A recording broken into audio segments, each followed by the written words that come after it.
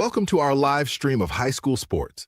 Please note that this broadcast is produced by an independent team of sports enthusiasts, and the views, opinions, and commentary expressed are solely those of the commentators and not representative of the schools, teams, or athletes featured. While we strive for accuracy, occasional errors or misstatements may occur. This stream is intended for entertainment and educational purposes only. Thank you for joining us and enjoy the show.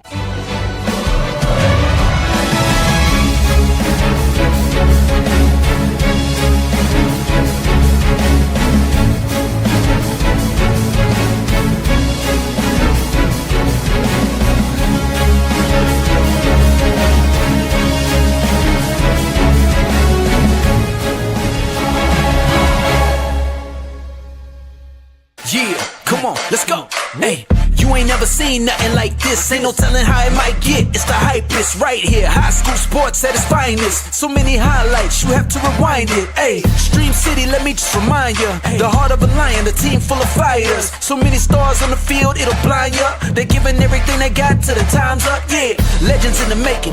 History is made. We just getting started. You ain't seen a thing. YSN, gotta know the name. They gon' bring the flames. They gon' do their thing. Take it to another level, don't hold back. High school, got a passion and we show that. Got the drive and you know they got the heart. Number one spot for your high school sports. Let's go for the win. Hey. And welcome in, ladies and gentlemen. It is the 16th of October. It is Thursday. And this is YSN Live. DJ Yokley alongside the co-pilot, the legend in the making, and quite possibly already having books written about him in lore. Ladies and gentlemen, the 8-time best-selling author, world traveler, a man who has won the Grammy Award, Emmy Award, and is now up for the Nobel Peace Prize, I believe, from what I heard. Ladies and gentlemen, give it up for Anthony Ronald Hartwig. Little dose of irony, Nobel Peace Prize. Nobel is the man that invented TNT dynamite. So the Peace Prize is named after someone that really invented, explosives. Ah, but Anthony, can you really have peace without a little bit of war? It begs the question. A little bit of explosion. Can you really have peace without a little bit of TNT dynamite? TNT. Oh. So hold on tight. Can you have that? I don't Teddy think so. Teddy Roosevelt said you got to have a big stick. So. No, that's not what he said. He said walk softly and carry a big stick. He didn't say Yin's got to have a big stick around here somewhere. I don't think that's a direct quote from Teddy Roosevelt. Sounds like a direct quote from Pittsburgh Dad. I'm pleasantly surprised. Like that was a quote you nailed. Like, yes, he did say walk softly with a big stick. I was just you did it wrong again. It's walk softly, and carry a big stick. Not walk softly. Walk softly with a big stick. No, if you have one, if you're carrying it, you got one. So it's the same exact meaning if you say with. No, it's not. Because if you're hunting in the woods for Bigfoot, you're walking softly with a big stick. If you're approaching an enemy, you walk softly and you carry that son of a gun. Carry that big stick. You don't want them to think that there's some kind of tripod coming. So Bigfoot, you don't need to carry it. He's not an enemy, but when you're approaching an enemy, you need to carry it. Tell you a story about a big stick here. There's Lucille. If I walk softly, I'm carrying this big stick.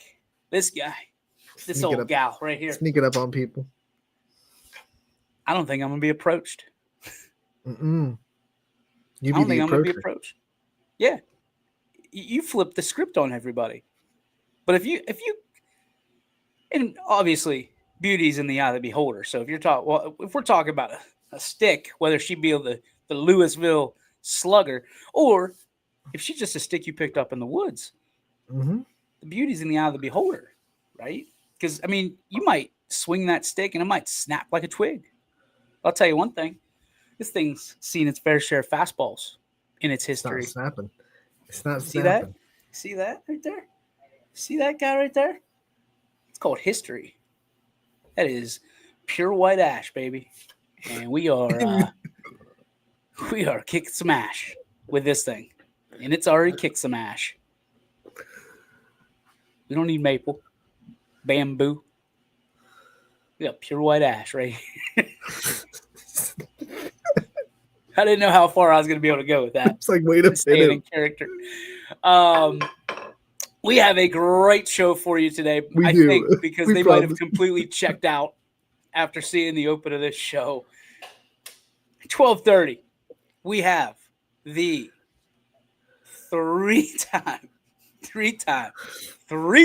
Division III state champion in boys golf, the Warren JFK Mighty Eagles will join us here today. All five of them. Yes. All five of them. And we got some dynamite questions. We actually did some prep. So did ChatGPT. We typed it in. We typed it in. We are prepared. But we have a lot to talk about. And by a lot, I mean, you can't spell a lot with NIL. No. Well, actually, Nope, you can't. where's the N in a lot? Where's the I in a lot? The T's in there. The T's. Well, there's no T in that. All right, so you can spell a lot without NIL. Wait a But you minute. can't. There's an L in there. There's an L There's in an L. there. You can. I mean, you Let's know, you can use the L, but you don't have to use the N and the I. This is the kind of journalism that gets us in trouble, Anthony, because I have to say something, and then you're like, "Wait a minute, let's justify this position." You can't spell. I think a lot. we're even now. We both had one misstep with factual information. I mean, you had two right there. If we're counting, right? If we're counting right now, if we're doing some accounting on wins and losses, you're 1 and 2, my friend, because you misquoted Teddy Roosevelt twice within the matter of about 30 seconds, which nobody should ever do. Teddy Roosevelt, arguably one of the best presidents of all time, depending on who you talk to. I think he's up there. He was up on a there. horse, right? He's on a horse. He's on Mount Rushmore. So did something right. Have you Okay. started watching that? That side note. Have you started watching the that podcast about Mount Rushmore of X, Y, or Z? No, I haven't seen. All right, that was my dump button right there. See how I did that? It's pretty clever. So they do sports. They do they just did music. They did it's associated with Pat McAfee. So big shocker that I've Okay. been watching this. But it's actually very, very well done because who would be your Mount Rushmore of anything like that? No, we've That's been in- having Go ahead. that conversation for a while. I mean, I remember back in COVID, COVID. It was one of our big questions. Like, who would be your Mount Rushmore of insert, your athletic program Basketball. here? And that was fun. And now with a little AI, we could make those Mount Rushmore Yes. photos. That would be fun. Not that I want COVID to come back, but hey, No. Pass on that. I'm gonna be honest. From a YSN and business standpoint, I wouldn't be against it. Like world domination and world up in the air, shutdown. I'm not for it. But contrary to popular belief, not for that. However, from a business standpoint, we did okay. We made some waves. If we can keep sports going during COVID, which would be phenomenal. We're gonna limit people that go to the games. We would be. Oh. Uh-oh. That didn't sound good. The big stick is causing a ruckus here. All right, Teddy, come on. I'm not walking softly right now. What if somebody was like, well, what if I walk harshly and carry a small stick? Just to be one of those contrarians. That's like the loud voice without anything to back it up. You get punched in the mouth pretty quick that way. I don't know. I'd rather have the big stick walking softly. Well, everybody'd rather have the big stick. There's Not no everyone doubt. has it. No. Some of us are redwoods. Some of us aren't. All right. All right. Oh, no. Now we're never going to get those kids on. Way to go. Dump button. Go. Oh, Anthony Ronald Hartwig. You're disgusting. You're sus, as the kids would say right now. You're sus. Sorry. You're 6'7". 6'7". Did I use that right? I don't know. I'm out of the loop with 6'7". I have no idea what that means.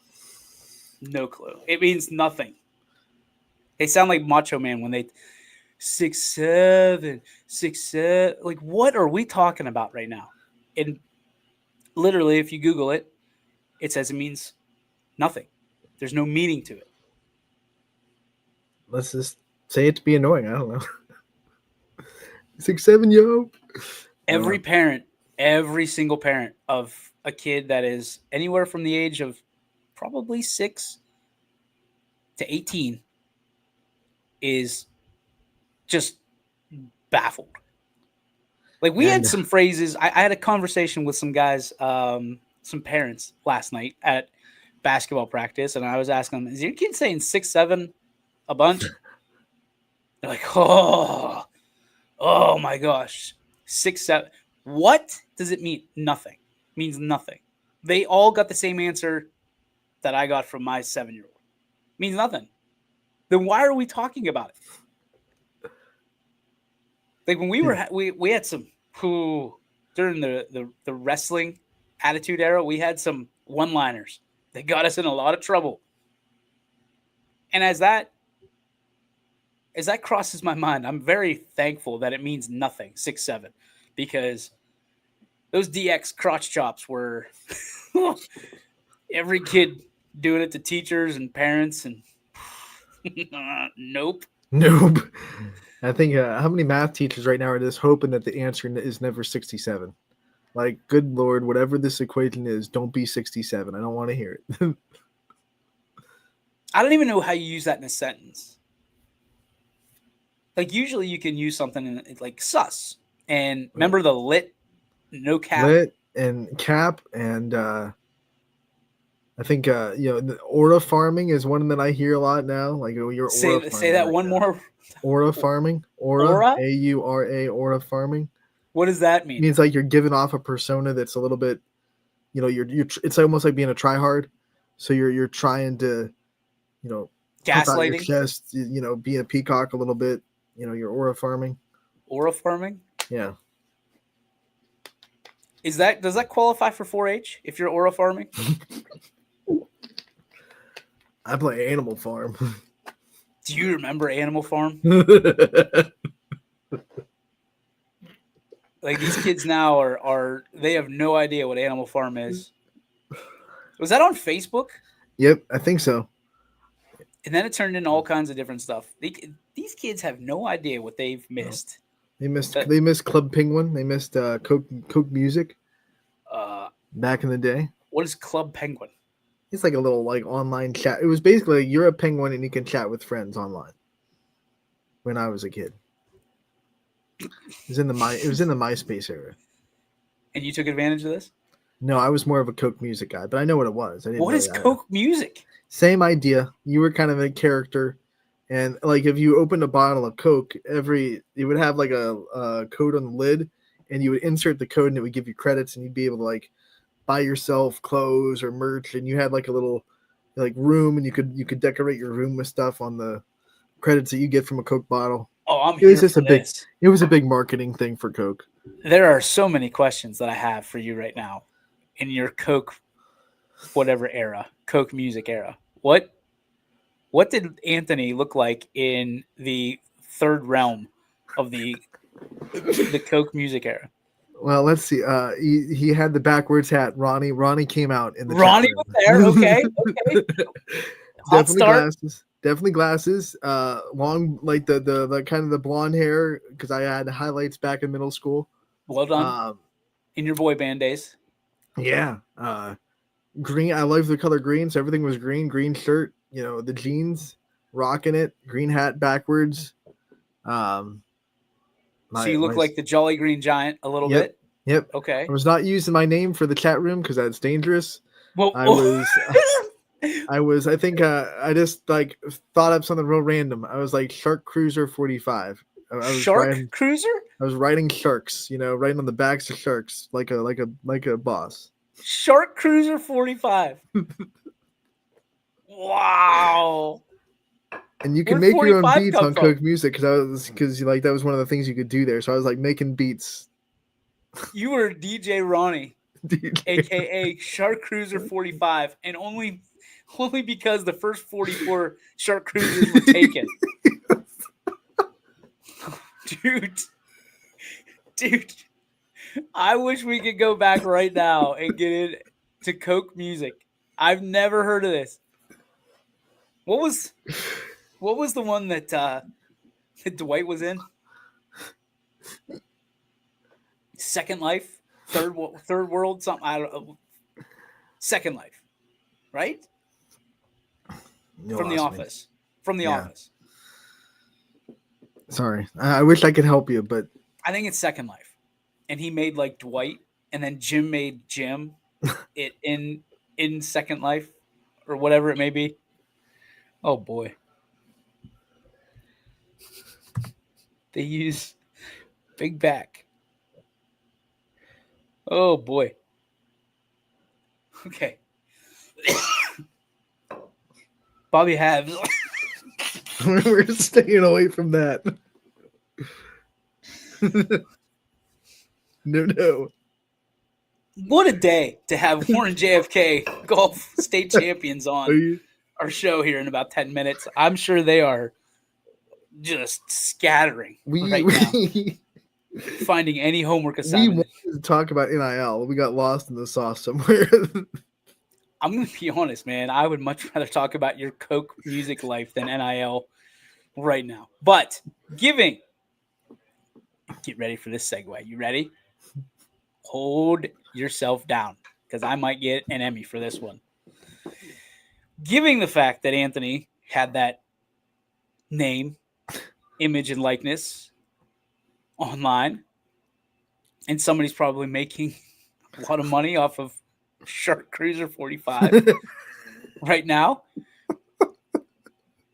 The OHSAA came out with an email yesterday, a report, if you will, and being the journalist that we are, and the fact that I opened my inbox and saw that there was a little back and forth about the NIL, and then I got a text message from our one of the top journalists in the company, Mr. Sam Torres. I wanted to bring it to people's attention. We have an article out today, this morning, about the NIL and about the OHSAA and how they feel about it, and how some of the top administrators feel about it. I want to know how people feel about it, and this is something that failed a few years ago. I want to say it was right after COVID. It was 2022. 2022. So I wasn't far off. However, you look at this. There are 38 states, as I understand it. 38 states with NIL in high schools right now. Ohio is not one of them. Pennsylvania is. So there are already people to our east here as we sit in Northeast Ohio, and we cover them. And the NIL is already a piece of modern day experiences, and we haven't heard anything bad about it, Anthony. And it did fail in 2022. It sounds like in May 2026, it could be an emergency, piece of legislation. Am I using that correct? On the ballot? Right. Your thoughts, just immediate. I got to stop looking at that comment. Your thoughts immediately about the NIL in the state of Ohio.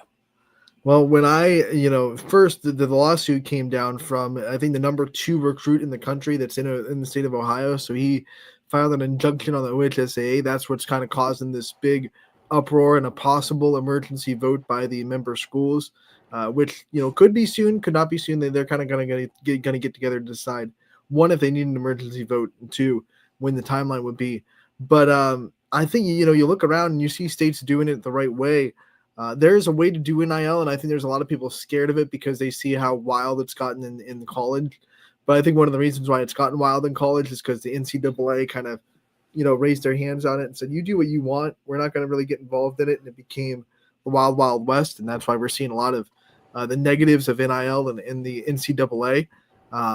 Because it was almost like the NCAA said, okay, you want it, you got it, but we're not going to really help you with that. You kind of figure out the things on your own. Coaches, programs, athletic directors in college. I think the states are going to be a little bit more smart with that. They have the benefits of being able to say, okay, we see the mistakes the NCAA made. Let's not make those mistakes. We're going to be that trickle-down effect. We're going to be like the hand-me-down NIL, which also means we get to kind of correct some of the things that can be corrected.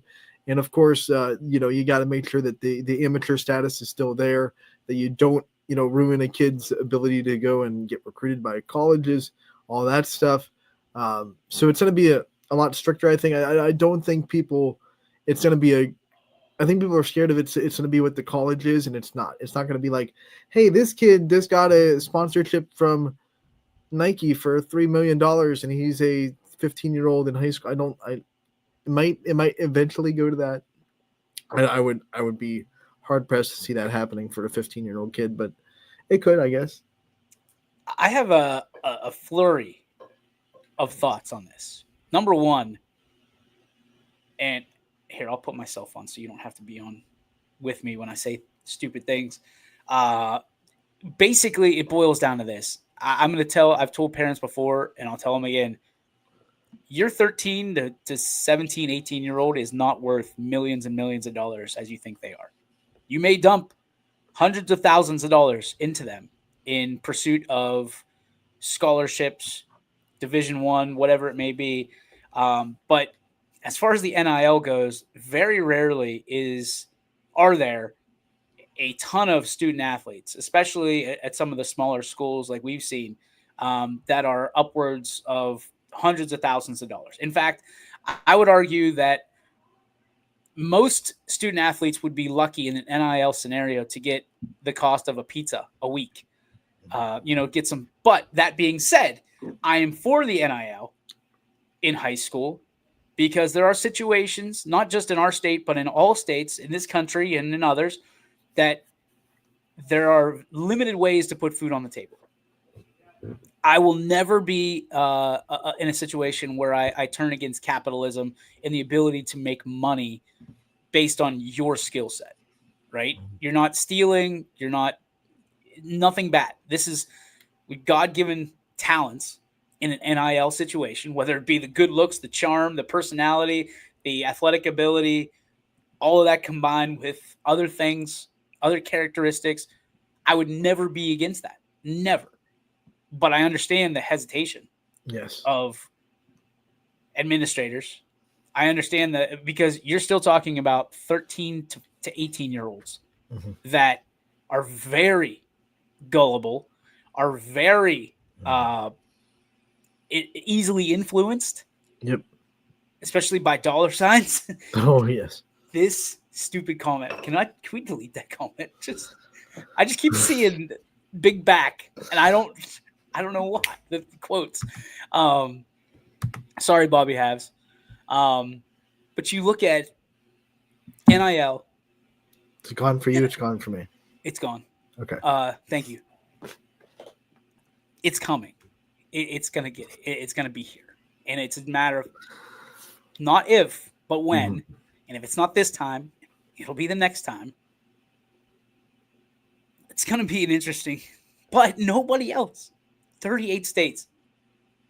38 states, Ian, have this right now.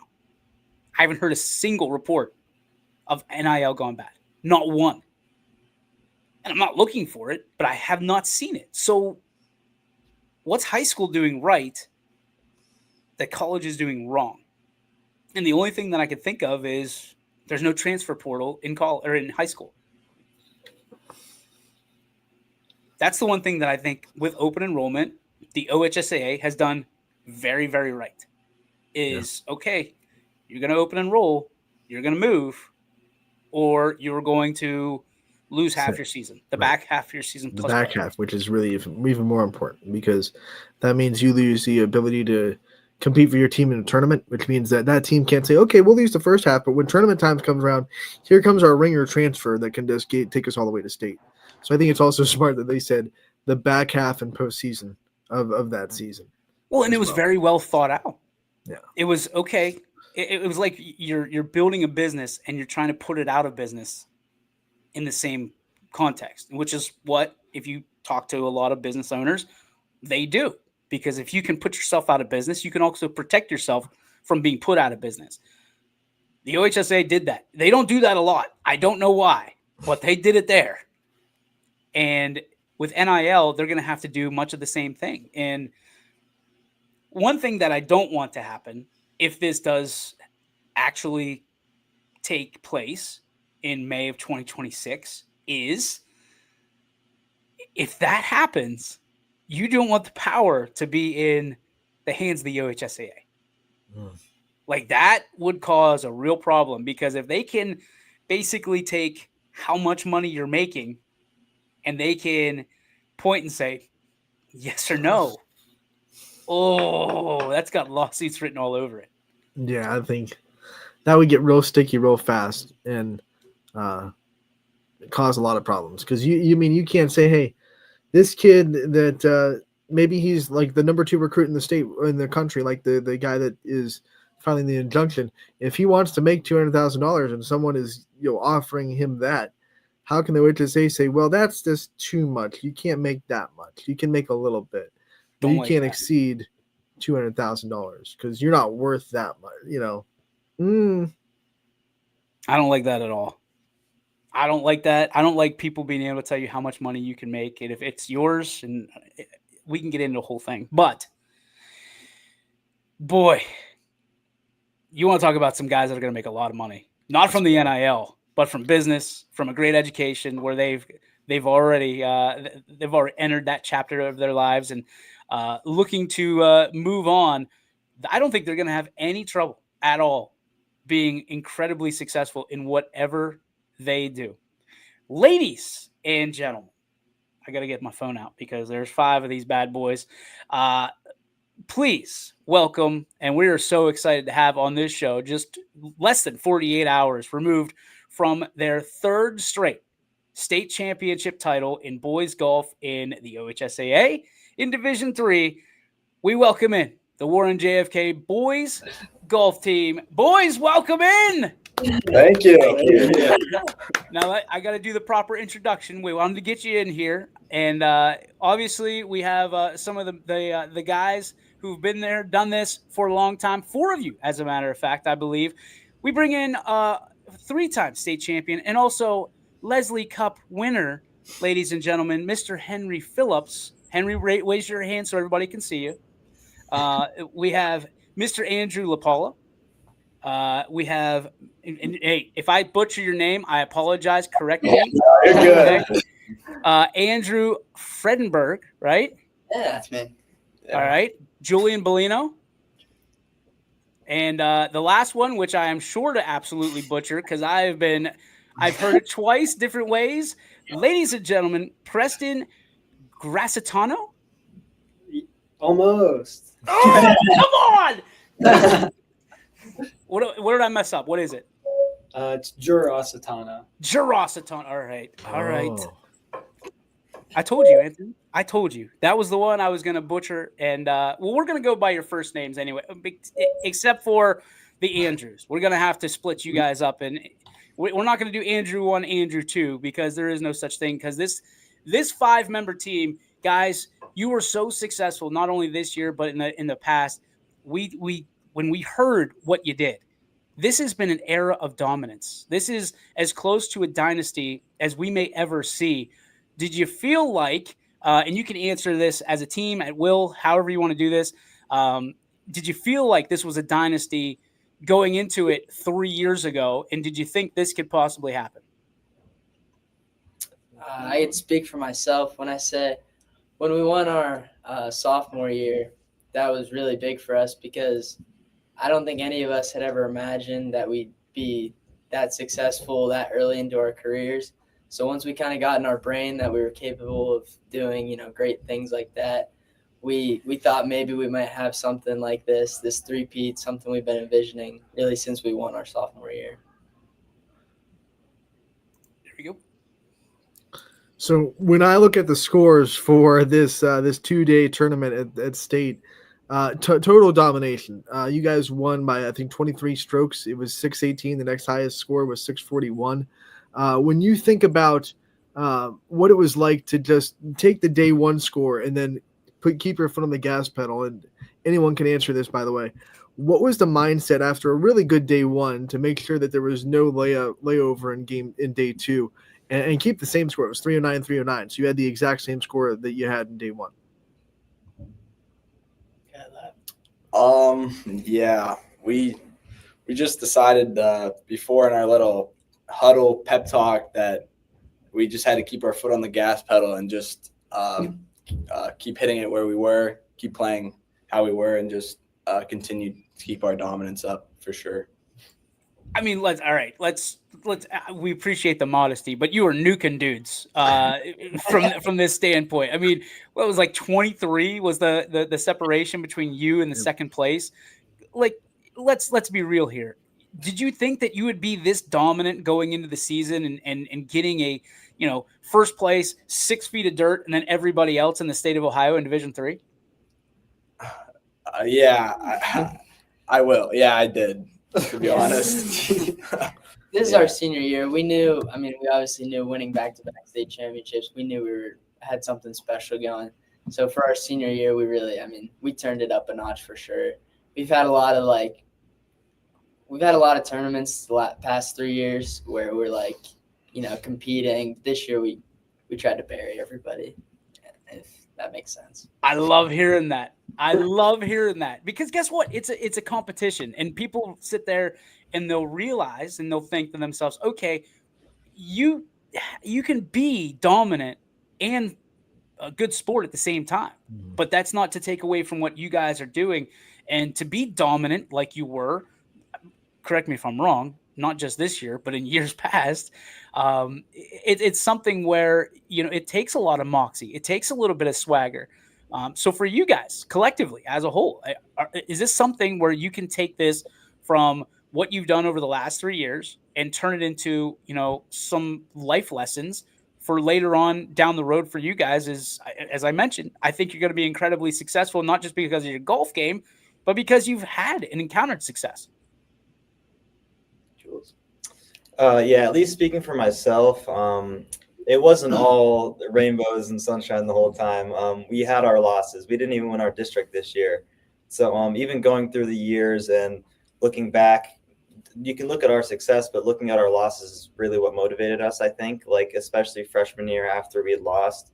I felt like that really gave us a kickstart, is what we needed to kind of motivate us and push us forward as we got into our sophomore year. Then we started to win again. And then, yeah, it really just kind of started us learning from our losses and our mistakes that we can turn that around and then take it into something new and improve on ourselves. All right, Jules, I want to stay with that question for just a minute because you talked about the losses. When you're looking at guys like Tom Brady and Peyton Manning, they always tell you, yeah, I won some, but the losses are the ones they remember. That's what I'm kind of hearing from you. So the adversity that you faced, the losses that you had, which one stood out to you most over your career? Is this as a whole or individual? You answer it however you'd like, man. We'll give you the runway. Well, yeah, once again, freshman year state was rough, but we all played in a bunch of Division I more tournaments, like the Kylie Cup over the last 3 years. That's pretty humbling when you play against kids who are going to Ohio State and schools like that. So those are the ones we also not necessarily took to heart, but I'd say we learned from the most. We saw what it takes to be a Division I college golfer and what all these kids do, and the best players in the state are there. So that also gives us a great visualization of what to look forward to and what we have to do in order to win. How did this team get so good of chemistry that you have right now that you can do some of the things that you've done? And obviously from those losses, you guys don't let each other kind of hang their heads low. You constantly bring each other back up to where you are. And that's a state championship caliber team and a mindset that matches that. So talk to me about the chemistry, how it was built, and how you guys are able to work together to accomplish everything that you have. Yeah, I think we all like to have a lot of fun, and we're all very competitive. And I think in these tournaments, just like the local tournaments, just going out and we want to beat our teammates every time because it helps our team overall. And I think just having that over the last couple of years has really helped our team chemistry. So my question is directed at Julian and Andrew Fredenberg. You both finished tied for third in the state individually. So when you add the team success to being able to say, top 3 out of 72 individuals that were there in state, what's that mean to you two to be able to kind of hoist that and to be able to say individually you guys finished so well as well? Yeah, it was pretty cool. I think last year we both struggled at state, so this year we were probably a little bit more motivated to finish higher on the leaderboard.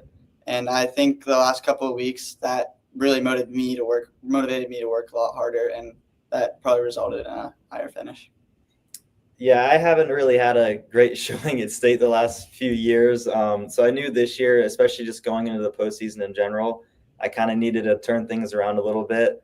And yeah, definitely the last year's motivation. Like I would play horrible the first day pretty much every single year. But this year I just kind of prepared a little bit differently, and that kind of changed my attitude about the whole thing. Guys, obviously there's going to be a lot of people chattering about you one way or the other. A lot of us we're rooting for you for a long time. We're rooting for this three-peat. Please don't sue me, Pat Riley. But at the end of the day, this was a team effort, right? And the leadership, the coaches that you guys have, talk to me about that, how influential they were in this run, in the chemistry, as we've already talked about, and just the overall well-being of you guys as young men. Yeah, I mean, our coaches are they're great. They're great to us. I mean, they do as much as we like to mess with them. I mean, we like to, go back and forth with them. But at the end of the day, they helped us a lot. They're hard on us, but that's good. That's how they should be. Yeah, they're both from JFK. They know what it takes to be in this winning JFK culture. And it's the off the course relationships that really help us on the course. I mean, we've all been friends for as long as I can remember, all 5 of us. So to have them come in and really just be a part of that off the course, it helps us all excel on the course too. That might have been the best answer ever, but you lost me at as much as we mess with them, because my next question is, what do you do to mess with your coaches? We do a bunch of things. It's my brother. The coach is my brother, so I like to pick on him. He likes to pick on me. We like to punch each other a little bit, a little physical contact, but it all helps us our mental fortitude and our toughness on and off the course for sure. So it's like Happy Gilmore, right? You guys just fight like Bob Barker and Happy Gilmore. Yes. Yeah. Sometimes, yeah. Price is wrong, boys. Let's get to some indie questions here, because I'm interested to know. And by the way, this comes from our friend at ChatGPT, because boys, AI's coming. If you don't know already, it knows about you. So these are ChatGPT loaded questions. Henry, we'll start with you. It says, you've been a consistent anchor for this team for years. What's your mental approach to when you step up to the first tee box? Well, I like when it's a dry roll on number 1, because when I get up there, I try and just clear my head of all the thoughts that I have, and I just try and go up and rip it as hard as I can. And usually that works out all right for me. So usually it's just clear my head and, think back on all the training I've done, all the balls I hit on the range, and just not worry about it, because at the end of the day, it's just golf. Tee it high and let it fly, right? Yep, exactly. My dude. All right, Andrew LaPola, here we go. You've had a steady, and remember, this is ChatGPT. This isn't like someone who knows you. Like, I'm very interested in this question. You've had a steady improvement each season. What adjustments or routines have helped you get to where you are this year? I think it's just the constant grind during the summer that has helped my golf game during the high school season, because each year I've gotten in more tournaments and played more in summer, especially with my friends, family, and just in the competitive setting for sure. You guys good? Do you need to leave? No, we're good. good. All right, just hey, we don't want you to miss school, but we're certainly appreciative that you are. On to Andrew Fredenberg.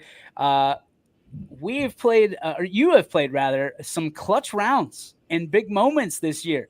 How do you stay calm before the pressure hits the hardest? I think experience kind of helps with that one, because I mean, last year at state, it was towards the end, it gets a little scary, and I think just experiencing that helped with the way I finished in some of these tournaments in the summer, and just I think that moments like what happened at state last year at the end, that makes me work harder off the course. So when it gets to those moments, it really helps. All right, Jules, this one's for you. You've been at the top or near the top of the leaderboard for several years now. What's been the biggest challenge of your game between the first title and then now? Oof. I'd say, at least for me, and I think all of these guys would agree, probably my mental aspect of golf has been most lacking for me. I've always been somewhat unconfident on the golf course, regardless of how my swing felt. I always just had a feeling that, so like, this shot can go wrong. I can chunk it, skull it over the green. But I felt like this year, especially, I improved on that. Just looking on the positive side of things and looking at the result, what could be and what could actually be a great shot. You just have to look at that aspect of what's going on. You can't look at the negative things. You have to stick to the positive and stick to your routine. Wow, that was buttoned up, buddy. I'm telling you that I could be Harvard across the desk, and they're going to be impressed. Preston, you ready for this one? The last but not least question for individuals from our friends at ChatGPT, which we are now terrified of because it knows who you are. Even though golf is an individual sport, JFK's success has been built on depth. How do you embrace your role and contribute to it when the team is successful every round? I don't get the last part of that, but hey, we'll give it a go. I like to think of myself as more the glue guy for these four right here. I may not be as good, but I still bring the vibe and the energy at the end of the round. If one of them play bad, I'm there to cheer them up and remind them that you may have played bad, but I can promise you I definitely played worse. There's always a positive at the end of the round always. So I just try to cheer them up, keep them level-headed, and just keep the vibes high always. You're the vibe guy. Yeah, definitely. All right, hey, since he took that bullet, let's go around the room. What's Preston's greatest attribute and skill set? Oh, geez. There's he's just so talented. He's probably the most genuinely positive person that we have around at our school. He's charismatic, funny, smart, homecoming king, all packaged into one. I love it. This is why you guys are a team. This is the best thing that I've seen in a long time, to be able to pick each other up whenever you're down, someone's down, one of you, four of you, five of you, all of it. I've always been so impressed, and I'm not just saying it because you're here. I've said it many, many times about the culture at Warren JFK. You guys embody it better than I think anybody I've ever seen come through that school. The championship caliber sports, the championship caliber attitudes, and the way that you guys carry each other, carry that school. You wear the K very proudly. My last question for you, and I'll let Anthony get going on this, but my last question for you is, how proud are you to be able to be and say that you are from Warren JFK? Yeah, I mean, it's a blessing to be able to come here every day, be with your best friends in the whole world, have the best teachers around, get a first-class education, first-class faith-based education, it's just a blessing. You know, I wouldn't want to do it with anybody else. There's nobody else I'd rather represent, you know, up there winning the state championship. My last question, I want to ask about this video we played on the show yesterday. I mean, it was a school celebration wide for you guys, pep rallies. Everyone was there, dapping you guys up for winning the state championship. In some bigger schools, you might be on a golf team, and there might be a lot of the student body that's like, you're on the golf team? ? But here in your small school, and the ability to kind of have this community of student bodies that care about you, that know your success and want to celebrate it. What's that like for you guys to know that everyone has your back and they have that moment with everyone in the student body? I mean, it feels amazing knowing that all your friends and even people you don't know have support you and are just extremely proud of you for all the accomplishments that happen, especially with our small golf team that is at a winning. There we go. Sorry, boys. I mean, look at this. This is absolutely wild to me. The video running right now, you guys getting pushed around. The clubs are in the middle of the court. What was it like coming back to home base and seeing everybody celebrate you? Feels good. Yeah, I think that's what we really all kind of play for, really, in the end. Yeah, that drive back's really special, and then getting out of the car and just seeing all your friends, your family, everyone who supported you along the way, it's definitely really special and something none of us will forget over the last 3 years. Guys, I can't thank you enough. I think we've kept you out of class long enough. Thanks to Elise, which I know she's around there somewhere. We're so grateful for you guys. Champions without a shadow of a doubt in every aspect of the word. Keep doing what you're doing. It's so fun to see you guys be successful. It's so fun to see what you've been able to do over the last 3 years. We hope that you're able to pass the baton and this continues for 4, 5, 6, 7, 8, 9, 10 years down the road. Guys, again, thank you. Congratulations. And we're big fans of yours. So keep up what you're doing in every single level and everything you do, okay? Thank you very much. Ladies and gentlemen, the three-time state champions in boys golf, the Warren JFK golf team. Thank you, boys. Appreciate you. Thank you. See ya. See you guys. They're incredible. They're incredible. And that's not for show, right? That's full shoot. These guys are being honest. They love being a JFK. There's no doubt about that. And I listen, with the culture they're building over there, who wouldn't? Who wouldn't? I mean, it's incredible. The athletes we've seen come through there. And then you've got 5 more right there just sitting there, hanging out, talking to us idiots. Like, it's how dumb is our job that we get to do this every day? We just talked to 5 state champions, Ant. 5. And back-to-back state champions, not just, one-time state champions. We're talking 3 times in a row. Not 3 times in 4 years, not 3 times in 6. We're talking 3 in a row, just back to back to back. That is not done a lot in any level. You go to any level of sports, the amount of 3-time, back-to-back-to-back champions there are, not a lot of them.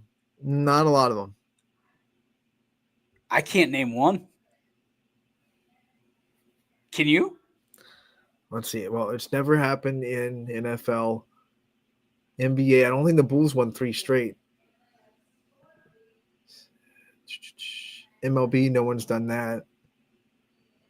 I don't know. I honestly don't know about hockey, but I would assume no one's won a 3-peat in hockey. Nobody's done 3-peat in hockey. The closest has been the Pens twice. Now I'd have to go like John Wooden in college basketball. Panthers could do it this year. UCLA. I don't know. I know he won a lot. I don't know if he did 3 straight. What about the Celtics? They ever won 3 straight? They had a lot of. I mean, they got a ton of championships. See, journalism. We got to look because I'm not. Ask our buddy Chat. I'm not. Yeah, ask Chat. I'm not a robot like Ty Bartow used to be on the trivia days. Well, hey, that is still under investigation. By the way. That is still under investigation by the powers that be here at YSN. We have not forgot. But thank you to all the boys over at Warren JFK. Thank you to Elise Consiglio for setting that up. Jill Phillips is always an ace for us, and so many people over there. Coach K and across the board. We're just very, very appreciative of the relationship that we have with Warren JFK and love celebrating their success. Golf's hard to cover. I will tell you that. You and I have had this conversation before. It is a challenge to cover golf because you get some stats and then you get no stats. And there's just nowhere in, but you're looking up that 3-peat thing, aren't you? I am. I want to know. Did you put it in ChatGPT? There have been 14 instances a team has been winning 3 straight championships across MLB, NHL, WNBA, and with 8 of the titles coming since 1970. In college football, the only one was Minnesota, 34 through 36. So it has been a long time in college football. But the Golden Gophers! Technically, the Minnesota Gophers have done it. NBA, the Lakers did it 2000 to 2002. So 2001, 2002. The Bulls did do it 96 to 98. They won 3 straight. In the MLB, the Athletics did it 72 to 74. In hockey, the Islanders did it in 83. So they actually won 4 straight. The Montreal Canadiens did it. Haven't won since. 56 through 60. In the NFL, the Green Bay Packers technically did it. Not this because they won. They won the one before the Super Bowl, and then they won the first 2 Super Bowls. So technically, the Packers did it in the NFL. Technically, if you want to get. You know how I feel about that. World championships for Super Bowls. Like, who are we playing? Who were we playing back then? The old NFL before the AFL came into the fold. Our buddy Chris chiming in saying, what an incredible group. His son Taggart was a part of that group. Now at Chatham playing a little stickball. Oh, by the way, I want to bring it up. Hey, JFK, great job on your Wi-Fi today. Great job on your Wi-Fi today. We were all collectively holding our breath for what could be another Taggart Carfagna interview with the Wi-Fi goes in and out. So kudos to the JFK Wi-Fi today, the real MVP. Of course, someone on YouTube, I can't tell what username that is. It says it at the screen. But Marion Local, they're a monster in high school football. They've done 4 straight. Yeah, I mean, we know. Yeah, it's not lost on us. But it's also, I mean, kudos. That's awesome for Marion Local. That's incredible. Kirtland has been in that conversation. Yep. That might be it. Glenville? No? I think Chardon got close in there because Canfield kept running into Chardon. I feel like they either got to state or they won state a couple of times. We talked about Ursuline and Mooney back in the 2000s. So champion, of course, in softball. Champion softball. Poland had a nice little run there when Aaron. Poland went 3 in a row and won 1. South Range went 2 in a row. Crestview Volleyball. And then went to Crestview Volleyballs won 10 straight conference championships. West Branch Girls Soccer's won 12 straight conference championships. So you don't want to leave. They keep kind of coming through the mind as this one, and you keep kind of. So you don't want to. You try not to leave anyone out, but there are plenty of teams in the YSN family and beyond that have kind of had their run of dominance, whether it be in state championships or just the local dominance, where locally if you want to get anywhere, you got to go through this team. Here's what this one will date me a little bit, but back in the TCL days, not the ITCL, the TCL days, Crestview and Columbiana baseball. Yes. Oh boy, I remember dirty dogs. Springfield basketball had their run where you could not get past them locally. They were winning districts like crazy. So Springfield basketball has Palestine basketball with old Tom Bingham. Yep. I forgot about. How do I forget about that? Sitting here wearing my Bulldog gear, my get up, and I'm sitting just looking for anything East Palestine to sit there and pound my chest about. And I almost forgot about one of the greatest basketball coaches that's ever graced the court. Certainly in East Palestine, but maybe I would argue the region in Tom Bingham. That's disappointing. I'm disappointed. I give myself a D today. D minus maybe. You had a strong start, but you just couldn't cross that finish. I don't think I ever had a strong start, if we're being honest. I think I was just grasping at straws. We got sidelined by Bobby Avrilla. that's what really happened. Bobby Havs. That comment rocked me. That was a haymaker. We didn't even show it on the screen. That's the funniest part. So it's deleted. Nobody will ever see it but us. But we could see it. Dude, it was one of those right in the nose. Right in the, just didn't see it coming. Right. Whoa. Cut me, Mick. Pow, right in the kisser. Pow, right in the kisser. He got me. Oh. Hey, JFK. Nice job. JFK, man. Great job. Also, golfers that also did really well at state, want to shout them out too. Mooney climbed from 7th after day 1 to finish 4th as a team. Alex Eckstein finished runner-up for state, just 5 strokes behind the first place guy from Mooney.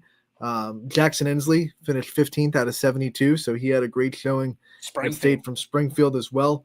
So we had golfers really show out in that particular state tournament. We had other ones in other state tournaments and other divisions as well. But when talking that one that we went down in Sunbury, I think is the name of the town, at North Star Golf Club in Sunbury, we had some good showing in the YSN family.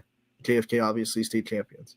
Anthony, you might say that they walked softly and carried a big stick. I think they club, maybe. I hate you. I hate you. It's days like this that I don't like you at all. I feel like Ronnie is Anthony today, just wearing the hat forward instead.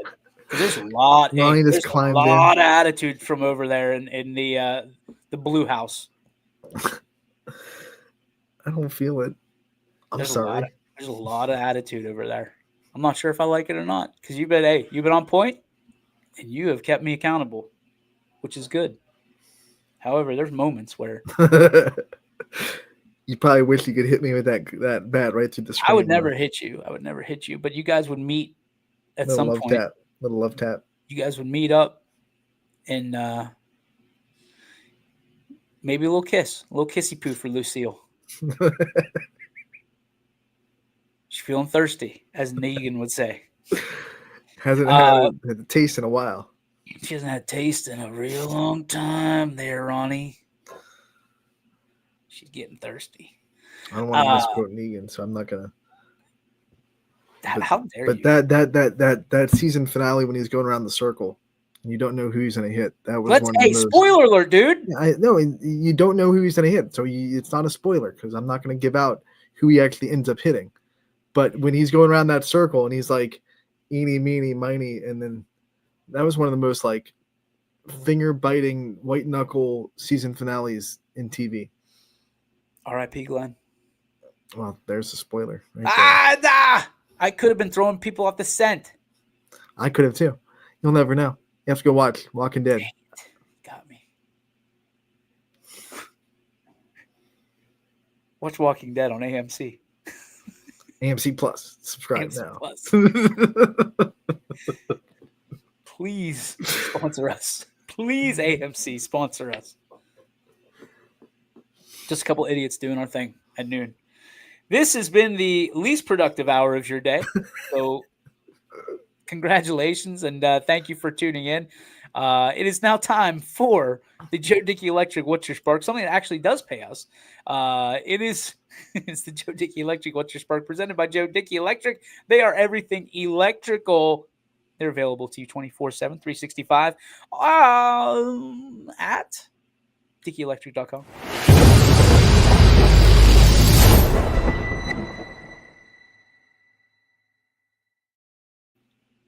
And just for the record, I don't know what that was before I got to drop the DickeyElectric.com. I was trying to say something and I paused myself. And that was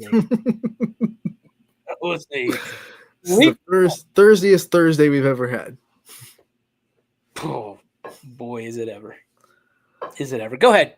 Take it away, Ronnie. So my Thursdays for the last couple of weeks have been like Motivation Thursday. I like to doing this to kind of give you something to chew on over the weekends. We don't have a show on Friday, and you won't see us again until Monday, at least on this show. So I'd like to kind of give you stuff to chew on a little bit. A couple of weeks ago, last time DJ was here for this kind of Motivation Thursday, I talked about, David bringing the rock, bringing the weapon, leaving the harp at home. You bring your rock to beat your giants. Today I want to actually there is a reason for the harp. The harp has value that David had, that David owned. God. And the harp was brought to King Saul in his moments of depression and torment. And he played the harp, and it kind of relieved Saul of those feelings for a little bit. If you read scripture in the 1 Samuel, David kind of is called to the palace of King Saul because King Saul is feeling, this moment, the season of torment and depression. And the harp represents worship. Let me tell you that. It doesn't have to be worship music. It doesn't have to be, but anything you do when you're feeling these kind of seasons of, whether it be anger, depression, these emotions that bear you down, the harp has value, the harp being worship. And I want to encourage you, if you are in a season right now of this emotions that are pulling you down, whether it be anger, sadness, depression, whatever it may be, don't forget that the harp, whether it be praise music, whether it be anything you do to praise, it can be anything. For me and DJ, I'm sure it's a lot of just calling games. It gets us out of the moments of those things where we have to think about everything else that's going on. We get to just have fun calling a game and praise God in that way. Whatever you do in your life to kind of praise, that is your harp, and you have to use the harp in those moments where your emotions are just bearing you down a little bit, your depression, your anger, your sadness, whatever it may be. If it's bearing you down right now, go to the harp and play it and worship, and it will get you out of those seasons of those emotions. And if you don't have a harp, metaphorically, get a bat. Yeah. You'll never regret it. Never regret it. Because David had that rock and a slingshot. And he beat Goliath with it. But if David had a bat, it wouldn't even be a fight. It's like our old buddy Teddy Roosevelt said, walk softly, carry a big stick. Not everybody can put a bat in their very own office and studio, especially in the public. But we can, because this technically a weapon. And Anthony, you talked about seasons. You know what season it is? It's October, which means great baseball. We're watching the Mariners. Mm-hmm. Big Dumper. That's a guy's name, in case you're not a Mariners fan. Cal Raleigh, catcher. One of the best power catcher seasons we've ever seen out of, actually the best power season we've ever seen out of a catcher. MVP type season. Mm-hmm. And if that bum, Aaron Judge, gets it over Cal Raleigh, the Big Dumper, Lucille might get busy. I would never. I mean, it would take a couple bats for me to go up against Aaron Judge. It would take a couple. Yeah, let's not get into that. I don't need any hate from Aaron Judge. But I will say this. Tonight might be one of the biggest nights for zone coverage of all time. All time. You know where we are? I'm guessing you're at East Palestine. The home of Aaron Walker. Mm. Yeah, that Aaron Walker, the one that got drafted to the Tampa Bay Devil Rays when they were the Devil Rays. The home of JT Miller. Mm. Maybe considered the greatest export of East Palestine history. JT Miller. Could be. Potentially. NHL MVP. Arguably. Great teammate. I coached him when I was a JV coach. He was on varsity baseball. One of the greatest athletes I've ever seen in my life. Yes, that's true. We will be live from East Palestine, Reed Memorial Stadium, tonight, 6 p.m., right here on your very, very favorite place to be for local sports, your sports network.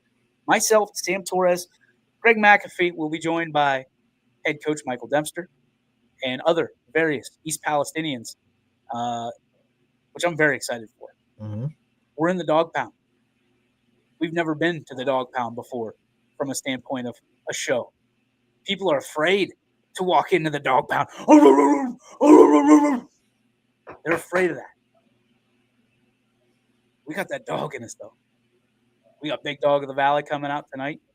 Yes, 24 hours late. My apologies. Z had basketball practice. Blame it on youth sports. Everybody else does. And Rob Johnson will be on the ones and twos. Certainly breaking something new tonight at 6 p.m. Zone coverage presented by Youngstown Clothing Company, Window Depot, and your friends at Home Team. Was that a good enough plug? Oh yeah, that was grade A. Grade A. Where are we on the window challenge? What's the how many people have gotten that? 3 people. Awesome. Yeah, real awesome. Because two of them I lost money. Except for that charity. That was bad. What dummy came up with that idea? That was in the season. We're talking about seasons. Right. That was in the season that nobody was hitting this window. Yeah, you were like, no one's getting this. Come on. No way. No chance. Then we go to Beaver, Pennsylvania, and a guy from West Virginia wins it. Never even turned on YSN. So we did, I had to cut this guy a check for $300. He's never even heard of us before. He's like, yeah, of course. Yeah. Like, hey, buddy, you want to do this? Yeah. And it was like he was the only one doing it, so I gave him 3 tries, and on the 3rd try, guess what? Drills it. Should have given you 2. Should have given you 2. And then the week after, it was TJ Parker. Oh, jeez. Just sticks it. Like the first time, off the window. And I'm like, you know what? I'll give $250 to you in the Austintown Fitch football program if you're able to put it through on the 2nd try. I mean, he's a high performance athlete, is TJ Parker. People look at him as if he's just a plain Jane football coach. Nope, not just a whistleblower. That dude, it didn't touch anything. Right through.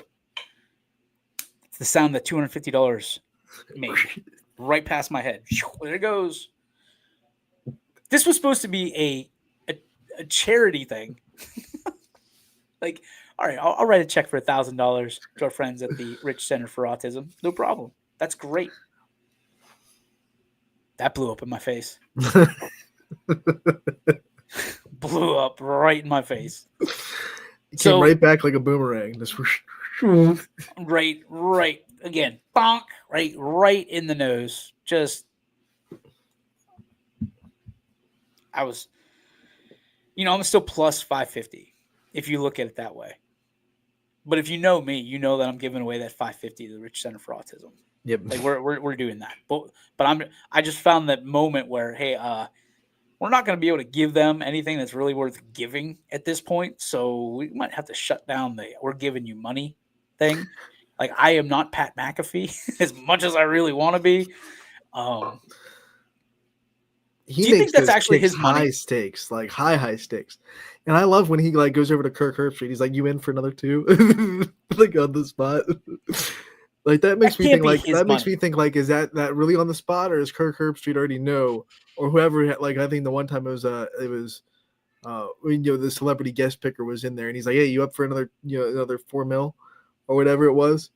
That's got to be something that's talked about before. That was Timothy Charlemagne. Oh, Charlemagne, yeah, you up for another $500,000 to make it a round number?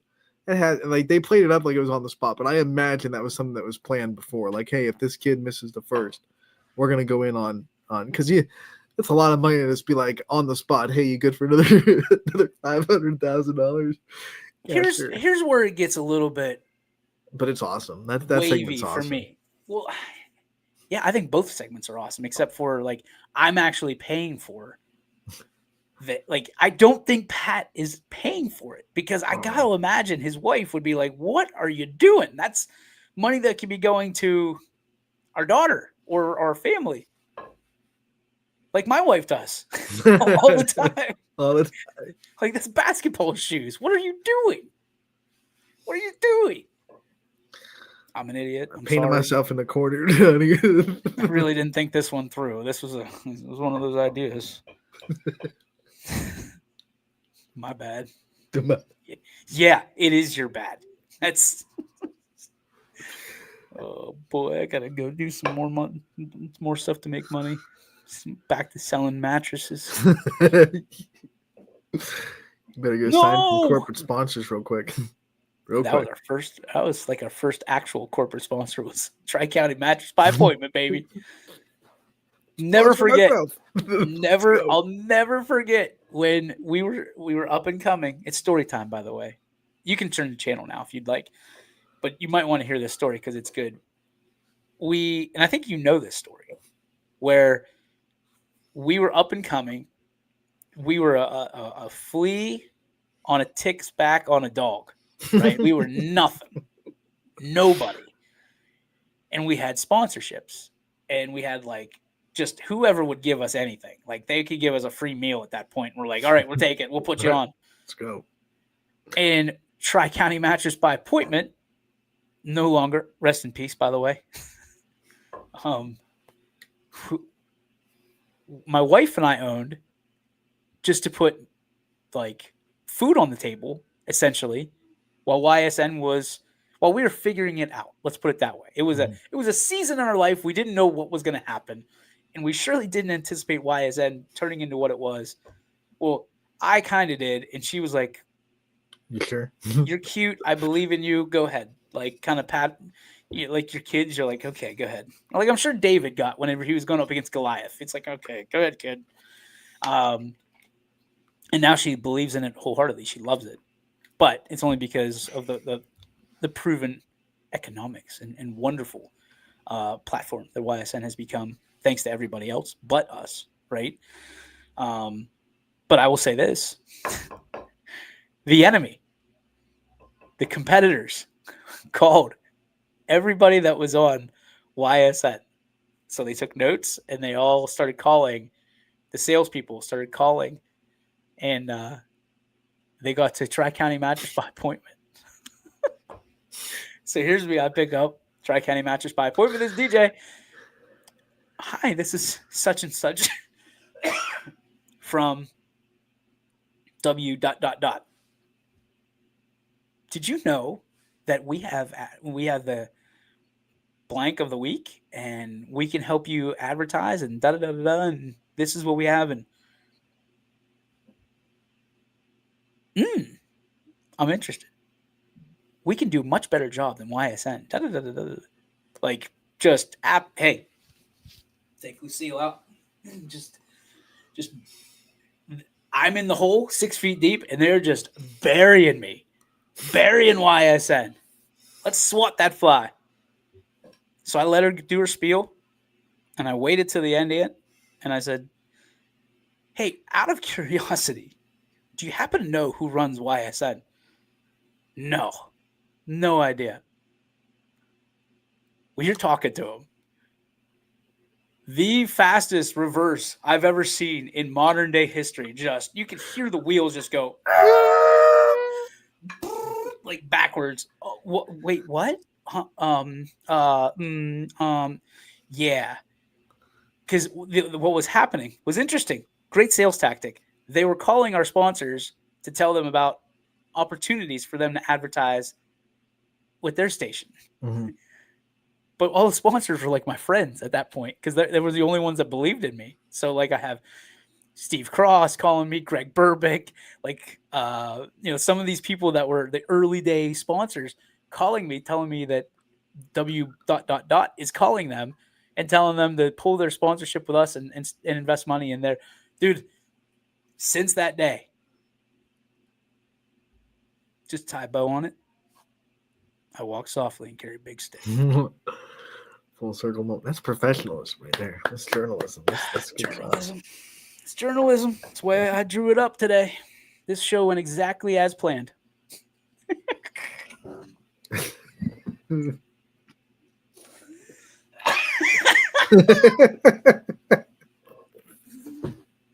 Oh boy. Exactly as planned. I